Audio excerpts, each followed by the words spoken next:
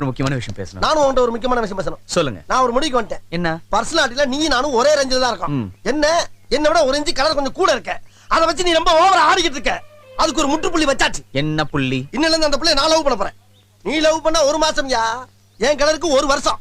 11 மாசம் டிஃபரன்ஸ் தான். அந்த பொண்ணோட வாழ்க்கை. அவ எதிர்காலத்தை பத்தி எனக்கு கவலை இல்ல. I want revenge. அண்ணே. அண்ணன்பா. அதனால தான் அடிச்சேன். தம்பியா இருந்தா கொன்னே போட்டுருப்பேன். ஏன் இந்த ரத்தவரி? அந்த பொண்ணை நான் லவ் பண்றேன். ரைட் விடு. நீ லவ் பண்ணா நான் லவ் பண்ணா எனக்கு மொத்தத்துல அந்த குடும்பம் உருப்படாம போணும். அதான் ஏன் லட்சியம். ஓய். நான் லவ் பண்ணா அந்த குடும்பம் உருப்படாம போயிடுமா? அட்டாக் பண்றீல? போயிட்டு இருப்போம்.